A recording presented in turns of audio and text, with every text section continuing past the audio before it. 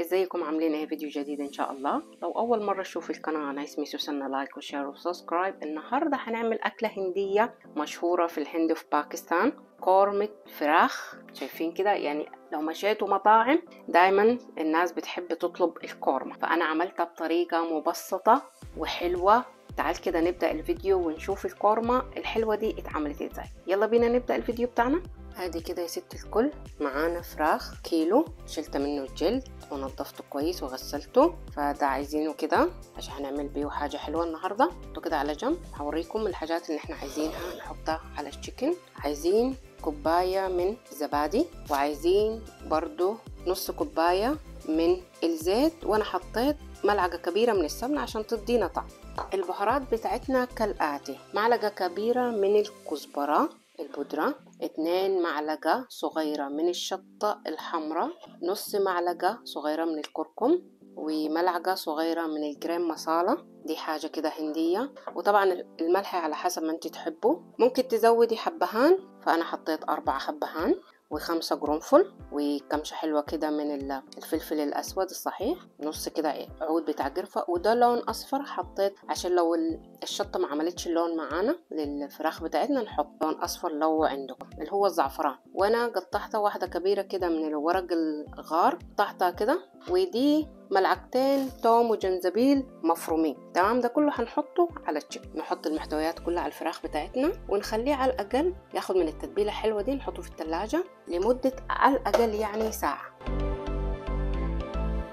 ادي كده يا ست الكل انا بحر زي ما شايفه، زودت شطه شويه وزودت لون زعفران كده. هخليها في التتبيله الحلوه دي في التلاجة لمده ساعه، وبعد كده نرجع نشوف هنعمل ايه. شوفوا انا عندي بصل جاهز، بجيبه دايما يكون محمر كده في الدكاكين العربيه، يكون كده. انت بقى لو ما عندكيش البصل المحمر دي، جيبي 3 بصلات كبيره وتروحي تقطعيها جوليان زي كانك هتعملي بصل للكشري. تمام، فحسن انا هجيب الكبه بتاعتي واخليه كده زي ايه، زي البودره كده شويه. ادي كده يا ست الكل نجيب الكبه بتاعتنا نحط البصل دي نفرمه شويه كده.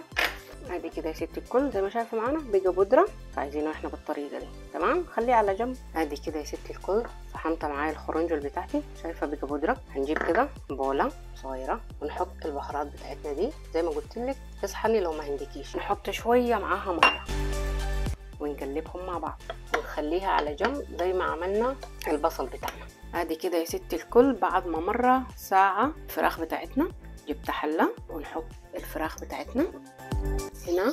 نغطي الفراخ بتاعتنا نديها من الاستوى يعني 70% كده من الاستوى بتاعها، وبعد كده نشوف هنعمل ايه. نوطي النار نخليها على نار هادية. ادي كده يا ست الكل نشوف معانا الفراخ بتاعتنا زي ما شايفه كده. انا ما زودتش اي ميه، دي الميه من الفراخ. انا اديتها حوالي 25 دقيقه كده زي ما شايفه. هنا هنحط ايه بقى؟ مذكرين البصل ان احنا وعملناه في الكبه، نروح نضيفه الفراخ بتاعتنا دي والبهارات اللي حطيناها في الميه، ونقلب الحاجات الحلوه دي كده مع بعض. انا هنا هزود نص كوبايه من الميه، ونخلي بعد كده على برضو نار هاديه، فنخليها لغايه لما تستوي خالص. يعني نغطي عليها ونخلي لغايه لما الزيت بتاعنا والسمنه تطلع على السطح. ادي كده يا ست الكل الاكل بتاعنا جاهز زي ما شايفه كده. شايفه ازاي الزيت والسمنه بتاعتنا طلعت على السطح، وشايفه ده يكون السمك بتاع القورمه بتاعتنا. اخر حاجه انا خلاص طفيت النار، هحط ماء زهر كويس بتدي طعم حلو، ونقلبها كده. وبعد كده خلاص ده كده الغدا بتاعنا جاهز. ادي كده يا ست الكل معانا الغدا بتاعنا جاهز زي ما شايفه كده. بصراحه الريحه رهيبه، بتاكل جنبه عيش نان، او مثلا تعملي رز بسمتي ساده اللي تحبيه.